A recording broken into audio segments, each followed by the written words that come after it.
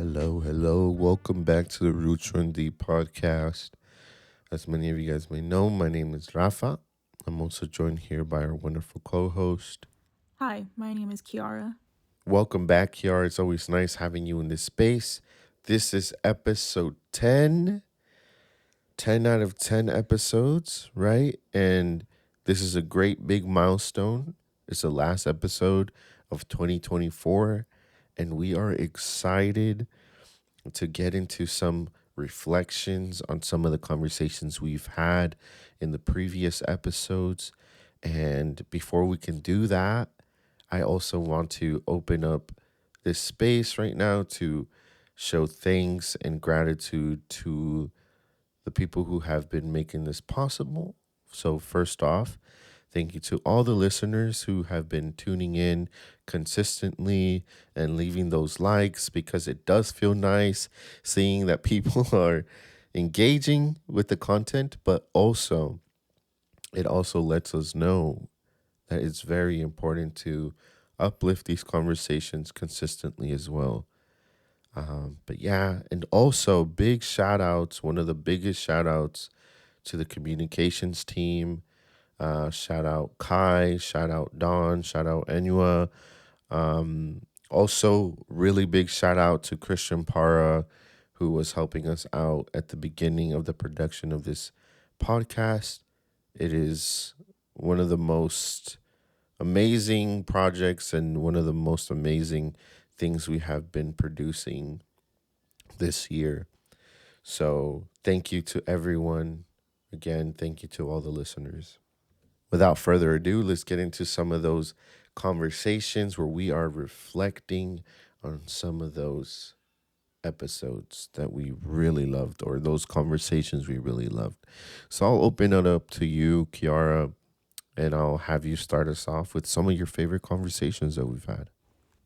The reason I think it was important to talk about food justice was, other than like the obvious of that being one of the main things that our organization at Urban Tilth focuses on, I think it's also something that like genuinely is it's something that affects everyone on a day-to-day level, because food is something that all humans need.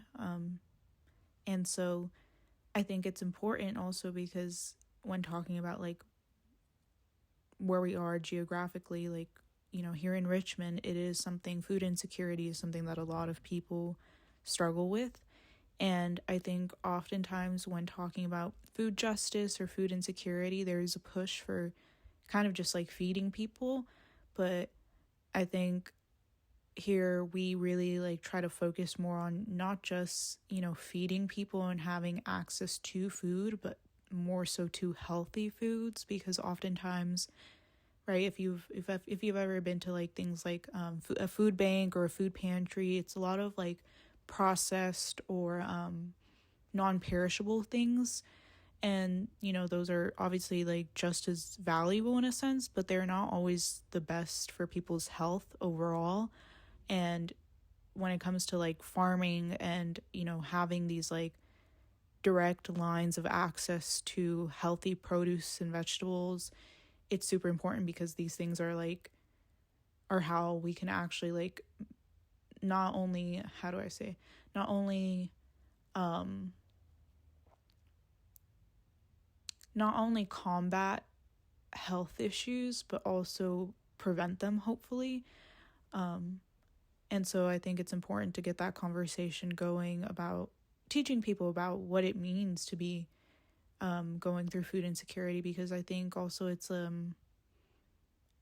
something that maybe like even people experiencing it might not really think of it in terms of that way of like of not having that. But I'm really big on everyone being able to have like access and the ability to be healthy.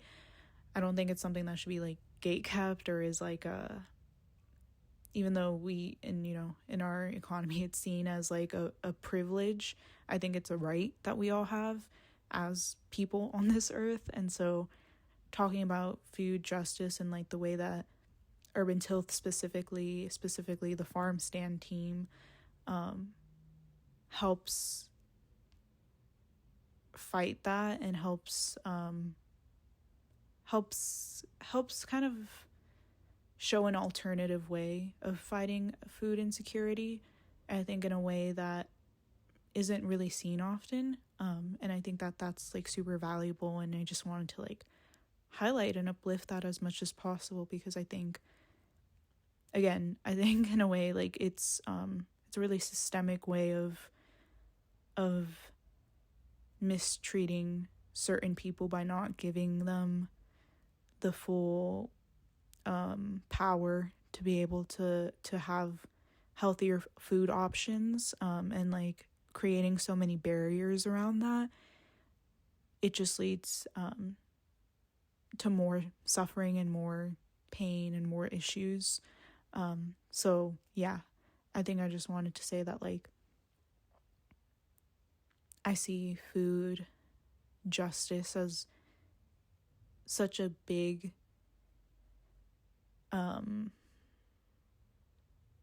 pillar in fighting for people's rights, for human rights, right? Like again, like it's a survival need that we have to be able to eat food. It's not like it shouldn't be seen as a luxury, even though for, you know, historically it always has been to a degree. But I think that having other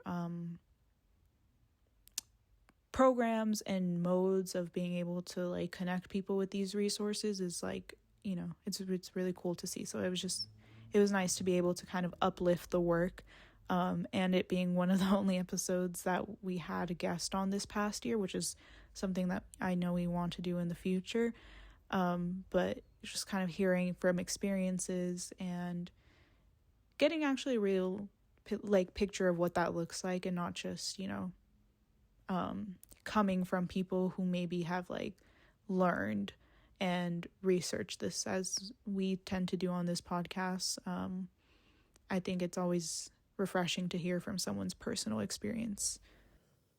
Most definitely. And I think that that was one of the main reasons why that episode, I believe it was episode 2, Food Justice, that was my favorite episode, because we actually had Tanya from Farmstand, from the free Farmstand program at Urban Tilth, talk about their own personal experience doing the work, you know. And I feel like that's something that can only be learned by doing it, you know, hands on, and being, you know, boots on the field, you know, just out there with our community members. And, you know, kind of like what you mentioned, really having those conversations on the importance of having these fresh ingredients, the fresh produce be available to our community readily. You know, I feel like it's very rare for our community to see organic fresh produce, um,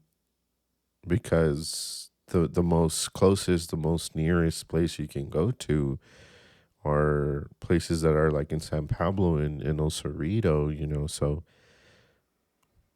definitely one of my favorite episodes when it comes to speaking on food justice and food deserts. Yeah. And then also, I think it's important that we talked about wildfires, and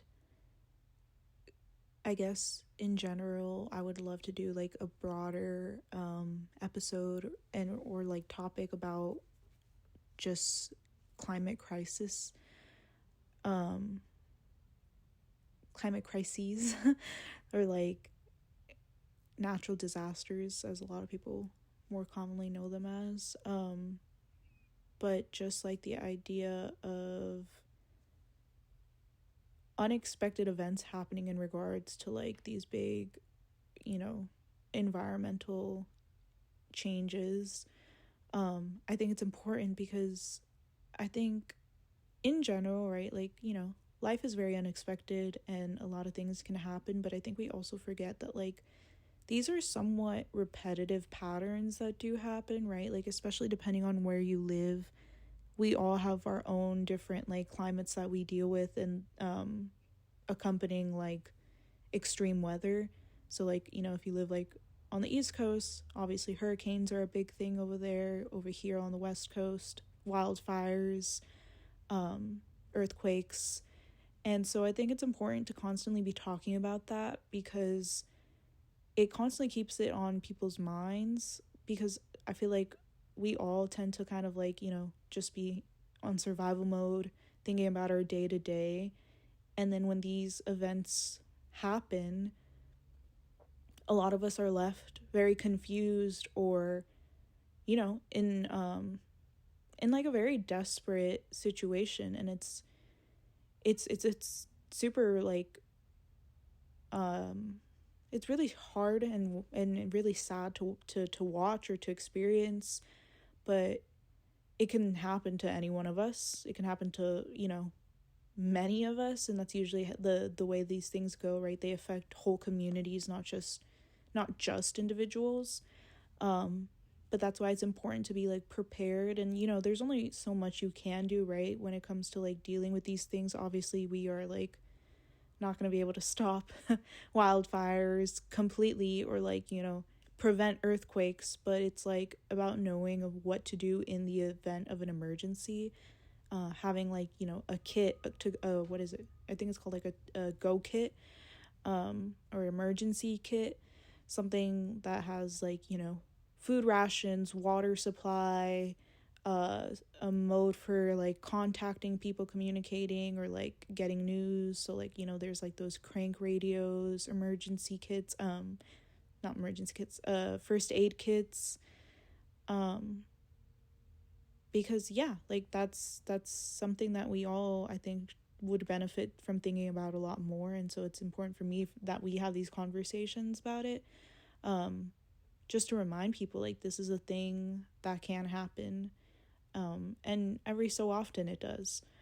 Um, so yeah, talking about wildfires, like I had mentioned in the episode about fire extinguishers, and just like that's something that's really important too. I think like this past year I was lucky to be a part of a like emergency preparedness workshop, basically like kind of like teaching how to use like a fire extinguisher and all the things. And it's like I realized I it sounds very intuitive, but I didn't really quite understand like one thing they taught us in the class was about making sure that you're spraying the fire extinguisher directly at the ground and not at the flames, no matter how high the flames are going. And it's like that doesn't, to me, that isn't as intuitive, because in my mind it's like you see fire like going up, you want to spray more up, but the reason for doing that is like you want to spray at the ground because that's what's actually igniting the fire. And realistically, what fire extinguishers, their main job to do is to be able to get you out of a fire, out of a situation, from being trapped inside a fire. They're not really meant to like completely get rid of the fire itself, because a lot of times in households the extinguishers don't even have enough of the like the spray solution to be able to do that. They're just meant as like a way to get you out of a dangerous situation. And so like just learning about that, it was just like, wow, like it is so good to constantly be refreshing that and thinking about that in your mind. Because again, also like when it comes to like these emergency situations, a lot of us know about like fight, flight, or freeze responses, which are like trauma responses. And when traumatic events, these are traumatic events, when they're like occurring in the moment, not a lot of us are able to like react the way that we would expect to or even want to. So yeah, just having, I guess, the practice and exercising the muscle of being able to like think about these things, it leads to better outcomes of like having people being able to like jump into action when these events happen. And that's why I think it's really important to like continue to talk about and expand on. But I'm really glad that we at least covered a little bit of wildfire and wildfire season, especially because here in California and Richmond, it's something that we're constantly dealing with. Yes. I feel like you just took all the good episodes.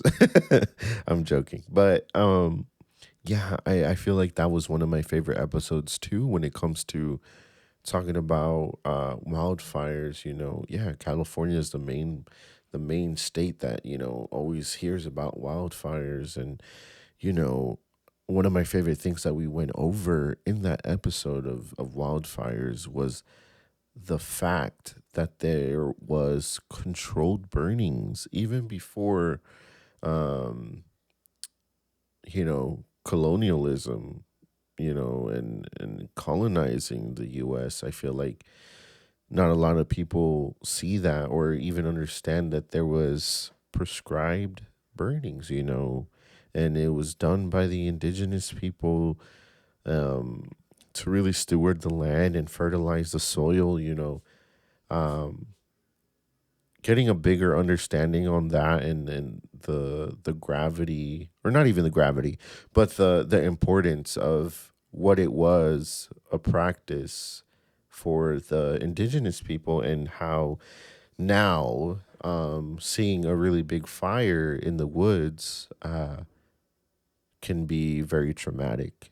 And then going into what you said about the fire extinguishers, just right now, it's some really good information to have, and um, yeah, one of them, like I always replay this in my head, and I know this sounds funny, but um, one of the things that we said in that episode was that, like, it's a very colonial mindset where you're thinking fire bad,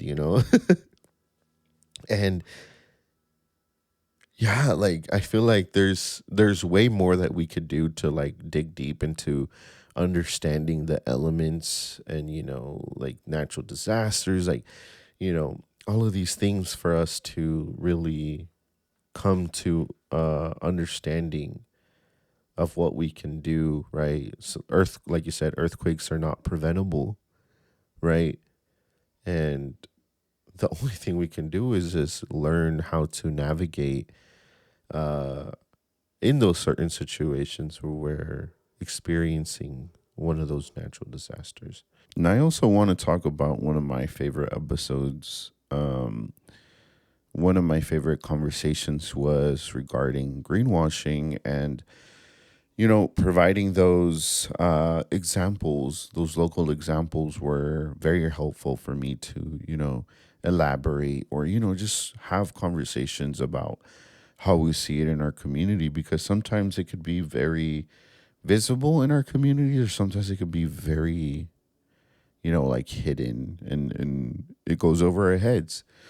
So one of my favorite things that we talked about was the fact that the Richmond Promise is actually part of one of those things where a major polluter is trying to distract us, or trying to shut us up by giving us a little bit of money, right? And the Richmond Promise is actually scholarship, or money that's being granted to students that live in Richmond to pursue higher education after high school. And like I mentioned, I feel like that was one of the pivoting moments.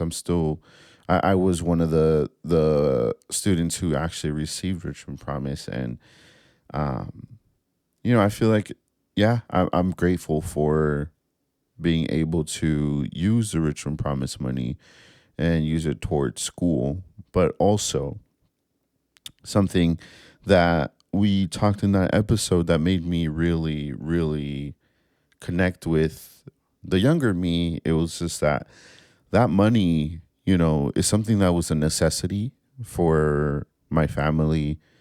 And I feel like that was being used against me, kind of just like being like, hey, like, I know you need money, so why don't you just take it? And I feel like I'm not throwing shade. I'm not even, because I'm part of that group of students who received the money, but I feel like a lot of us need to recognize the meaning or the purpose of why the Richmond Promise was, a thing from the get. So yeah, that, and also going over some of the talking about hydrogen hubs and how hydrogen is actually one of the most difficult things to try to understand when it comes to producing clean energy. So I think that wrapping all of those, right, those three episodes that we're talking about, right? So we talked about food justice, right? We talked about um, wildfires. And then lastly, the episode I just brought up was the greenwashing one. I feel like those are those episodes are very good episodes to, go into what just transition is, right? And I feel like this is something that I was trying to convey throughout the whole Roots Run Deep podcast within this year is kind of just understanding that all of these episodes contribute into this bigger picture of what just transition is. So if we're even looking at the episode on what environmental racism is, right? On that episode, environmental racism is part of just transition, right? And the housing crisis is part of just transition. All of these things are topics when it comes to environmental justice that contribute to why a just transition is needed, right? And also, if you haven't heard the first episode, I encourage you to go listen to the first episode. It's one of my favorite episodes just because yes, it was the beginning, the birth of this beautiful podcast, but also, you know, we give a little bit of an overview of what just transition is, right? So all of these things that we talk about are about trying to become more regenerative in our own communities and why it's important for us to keep this regenerative practice in mind when we are pursuing projects or even talking to community members about what they want to see in our communities, right? But yeah, I kind of want to hear a little bit about what you got to say on that, Kiara, about the importance of these topics or these conversations and how they're connected to just transition. The connection that I make with these two topics and a just transition is the idea of, even just I think with like the the structure of our podcast, the one that we've had this past year was just about having these discussions, and with these two topics talking about them, kind of what I was saying with the wildfires and the importance of it is like we have to be able to think of these different starting points that we want to be able to then like be able to deal with these issues in the future. Like again, kind of talking about the food justice topic and how I mentioned alternatives and how like at Urban Tilth the way that we do farm stands and mutual aid when it comes to food insecurity and approaching that. I think it's important to have these conversations, and at some point it has to become something else other than a conversation. There has to be an action part to it. But I think everything does start with a conversation, because if you just spring straight into action and there is no discussion or like no discussion around it, I think that's what leads to hierarchies of power and people kind of being put into positions where they are just able to make decisions for a majority or for many. And I see that as an issue when it comes to, things that affect most or all people.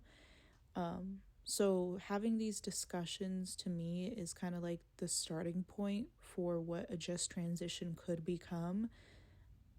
Because again, not even like taking into account differences of people and all the diversity that we can come across, I think then can like lead to poor planning or inequitable planning. And so for me, it's important to just start with these discussions just as like a starting point. And I think it's important too because also it's to me, it empowers myself, and I hope that it can empower other people. Like our whole mission with this project for this podcast is to kind of show people that like there there doesn't always need to be an immense level of expertise. I think most people, and I think that's the beauty of like activism and organizing, is like engaging with things where you're at. Like the idea of meeting people where they're at is something that I really value, because not everybody has the same starting point. And I think that's why discussions are important, because it also showcases that everybody has a different understanding, or they have different contexts for these issues. So I can only say what I know. And from there, I love listening and hearing feedback, and, you know, having more discussion outside of these recordings.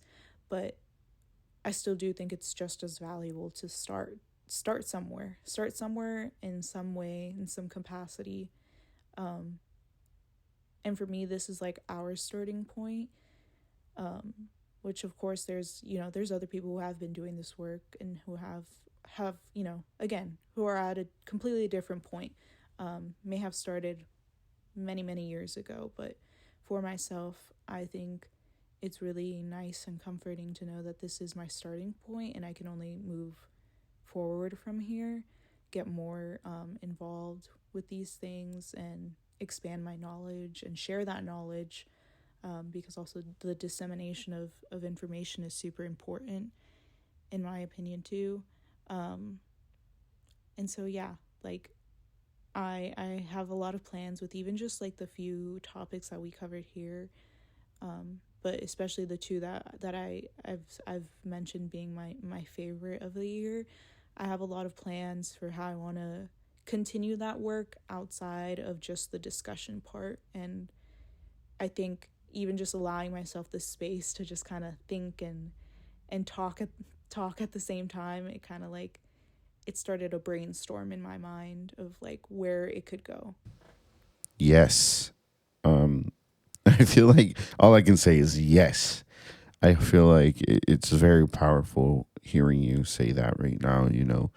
Um, I do feel like when it comes to these conversations, and something that you said that I really want to uplift again and, shine a light on it again, is the fact that you said that not everyone has the ability to become professional researchers for each topic that we went over, but no one can outdo or even say that we do not understand a damn thing about environmental justice, environmental racism, the housing crisis, greenwashing, um, wildfires, deep democracy. A lot of people think that we can't speak on those things because some of us are really not educated in that form of like, having textbooks and reading books and attending classes and, you know, but a lot of us have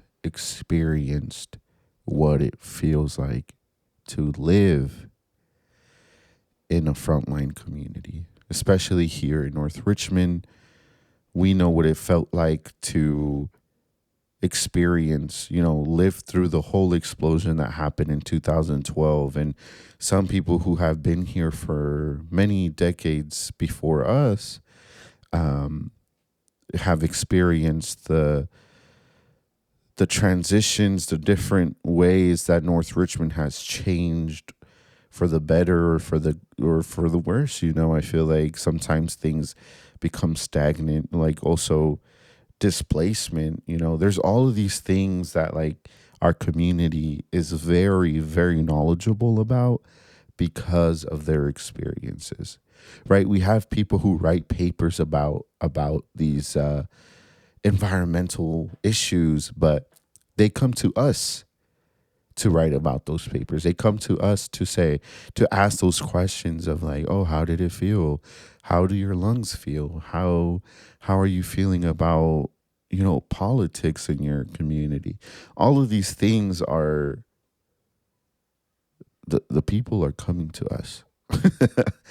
The people are coming to us for these answers, and I feel like that's something that we also need to keep in mind. Just because we don't have a college degree, for example, I do not have a college degree at all. I don't have an AA as well. And I find myself doing this beautiful work, right, of organizing and also doing research. I feel like this is something that I have been way, way, way, way, way before I can even think working here, where I was interested in researching what is happening with the water crisis, housing crisis. I was homeless myself. I feel like these things are sparked from my own experiences, right?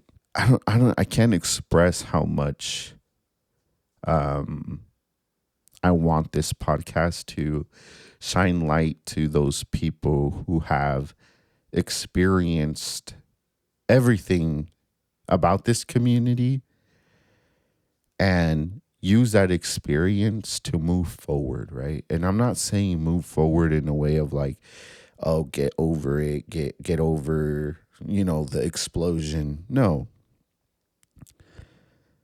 These people have experienced everything to actually make decisions. And that's why I also think that I think all of our episodes are great, but episode 9 as well, right? Deep democracy allows the people in the community to make these decisions, right? And again, take your time listening to these 10 episodes and, invest a little bit of time to, you know, keep these conversations going. I feel like that's something that is very important. Just reiterating what you said, Kiara, if these conversations aren't being had within our own communities, and sometimes they get neglected. So I don't want to sound too repetitive, but like I mentioned earlier, all of these conversations we've had in the previous episodes are all contributing to why we need a just transition, right?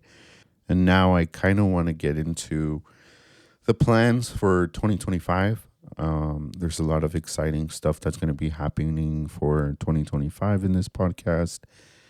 And one of the first things that I am very happy to announce is that we have 10 episodes ready, lined up, with great conversations. And also, we are going to try to have as many guests as possible for each episode. The way we have designed the episodes for next year are that they will have a guest per episode, but we're still waiting to hear from a lot of our organizers that we're reaching out to. So, yeah, fingers crossed that we can make that thing work.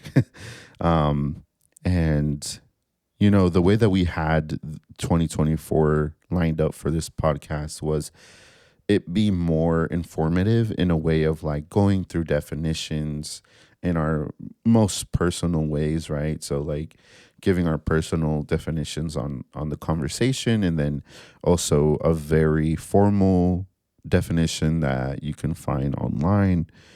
But yeah, with that being said, the reasons why we set it up that way was just so when we have these organizers speaking on the podcast, a lot of the terms that we have covered within this year, you will hear them pretty frequently when we're talking to these organizers. And, you won't feel a little lost just because of listening to these episodes, right? I'm pretty sure that we will hear a lot of the definitions or a lot of the terms that we've used in these previous episodes. So with that being said, also the release dates, hopefully we could keep them the same. Every second Tuesday of the month, or mid month, releasing a new episode alongside with a blog or some type of text for the community to look over, where the resources are at. And yeah, so that is how 2025 is looking for this podcast. 2025 is looking for the podcast. And I am extremely excited. I am extremely excited to see how the community engages with the new content. I feel like it's going to be a little bit more fun. Having more than two of the irregular voices speaking, hopefully we can get more diverse voices here in the podcast, just because it is about community. It's not just us two, Kiara and Rafa, tackling what Just Transition is.